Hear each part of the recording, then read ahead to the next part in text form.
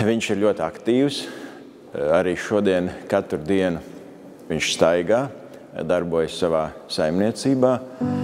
Viņš ir inteliģents cilvēks, daudz lasa, daudz zina dažādas tēmas, zina valodas, arī vācu valodu, kurā lasa un sarunājas.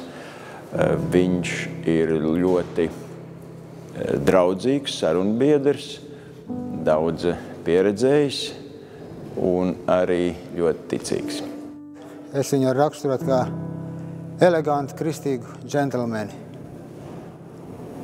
Draudzē viņš ir diakons ar lielo burtu. Viņš ir laipns, atsaucīgs, nesautīgs. Cilvēks, kurš nekad neko nesaka sliktu par citiem.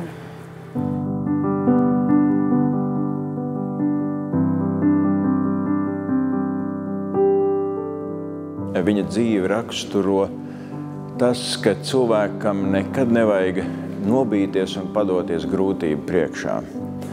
Bruno ir izgājis cauri karam, kā karavīrs, ir bijis Vācu armijā, pēc tam izsūtīts Vorkutā, bijis arī Krievu armijā, daudz dzīvē piedzīvojis un saskāries pat ar nāves robežu, bet vienmēr ticis grūtībām, pārbaudījumiem pāri.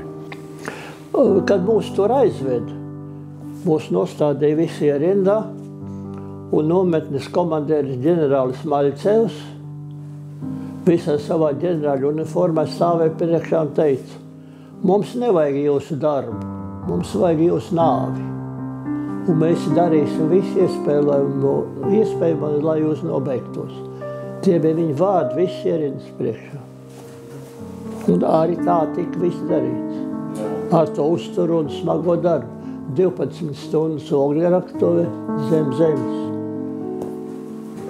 80, 100, 120 metrus. 12 stundas strādāt. Bruno ir liecība arī vecāku lūgšanām. Viņš ir audzis ticīgā ģimenē, bet kļūs par patiesu un īstu kristieti tikai pusmūžā. Un tas ir lielā mērā pateicoties mātes un arī dzīvesbiedrs neatlaidīgām, pastāvīgām, ilgstošām lūgšanām, kuras tajā brīdī, kad liekas dzīvē viss nokārtojās un liekas nekādas vairs grūtības un pārbaudu nebija, tieši tad Bruno arī izšķīrās par Kristu kā glābēju un pestītāju. Un tas ir iedrošinājums arī mums par saviem līdzcilvēkiem iestāties aizlūgšanās. No pārstrādāšanās ogļraktuvēs bija tā saslims, ka vairs nevarēja par barakas durvīm iziet. Tad man ļāva gulēt un deva to pašu slikto ēdienu, to pašu plāno zupiņu, kas jau bija strādājot. Un ar visu to man kļuva sliktāk, sliktāk un sliktāk, tur guļot. Un vienu agru rītu vai nakts vēl, nu tā bija, protams, tumsa bija galīgi. Es skatos, ka pa tās barakas durvīm nāk iekšā viens sieviete. Baltās gaišās drēbēs, garas drēbes līdz apakšai. Ārkārtīgi patīkams, skaists, smaidīgs, seja gaiša, vai ne? Un rokās glāze ar pienu, balts kaut kas iekšā, konstitē vēlāk, tas ir piens. Un viņi tikai pienāca pie manis un teica vienu vārdu: pej. Es paņēmu to glāzi un izdzēru. Un man kļuva tik viegli, un es aizmigu. Nākošā naktī atkārtojās tas pats, aiznākošā naktī tas pats. Tas turpinājās 2 nedēļas. Pēc 2 nedēļām es biju tik stiprs, ka es cēlos augšā un man iedalīja jau darbā strādāt.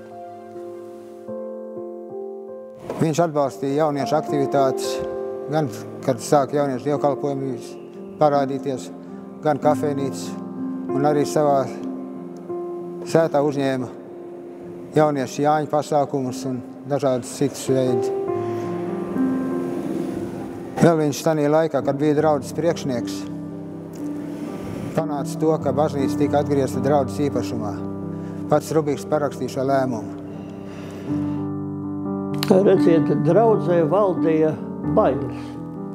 Un pat cik es Mateja draudzē kļuvu par padomes priekšsēdētāju, jo Ezeriņš man piesolīja kā vecs karavīrs, viņš arī no Vācu armijas piesolīja savu palīdzību, un tad es piekritu.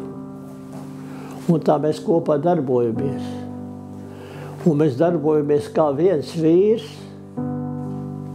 un kā viena draudze. Mums nebija domstarpības nekādos jautājumos. Mums bija tikai viens princips – aizstāvēt draudzes intereses, ko arī tas nemaksātu.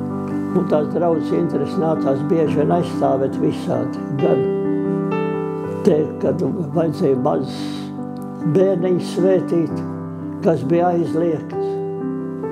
Svētdienas skola bija aizliegta, nedrīkstēja vairs tādu noturēt.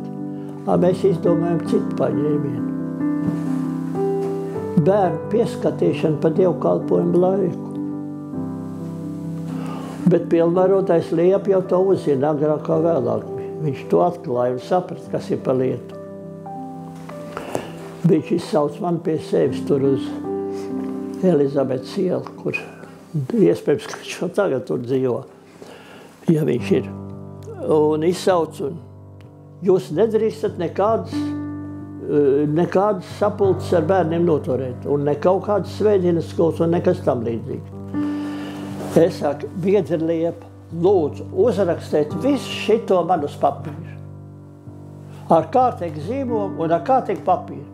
Ka Mateja draudzē nav tiesības darboties svētdienas skolai. Ka Mateja draudzē nav tiesības pieskatīt bērnus pa dievkalpojumu laiku. Visu šito uzrakstiet. Tas ir tāds uzraksts nav līdz šai dienai. Un mēs turpinām visu to darīt. Uzstājam pret. Ja tu pakļausies vai ne, tad tev noslaucīs no zemes virs. Tā banāli runājot. Nevajadzēja pakļauties. Noteikta nostāja un visās vietās. Vai tevi ņem ciet, vai tev kar, vai tev šauj. Es te esmu un es te stāvu. Tā ir un es citādi nevaru. Viņš apciemo cilvēkus, kuri pat dažkārt ir jaunāki par viņu, kuri bieži vien ir mājās vieni paši. Nevienmēr viņiem ir kāds līdzās, kas var palīdzēt, tāpēc vajag arī praktiskas lietas. Produkti jāatnes no veikala, vajadzīga arī malciņa. Un vajadzīgs ar šo cilvēku ir ļoti, ļoti parunāties, jo viņš ir viens un viņš tomēr augsts sabiedrības, tā kā jebkurš no mums. Vienmēr atcerēties to, ko teica pestītājs. Ko jūs esat darījuši vienam no maniem vismazākajiem, to jūs esat man darījuši. Es tā savā laikā domādams par to kalpošanu tāpats pie sevis pārliku. Ja viņš varēja pie krusta nomirt manu grēku dēļ, tad, ka vienai tantā vajag atnest piena litru no veikala, viņa dēļ, lai vecam cilvēkam palīdz, to es varu izdarīt.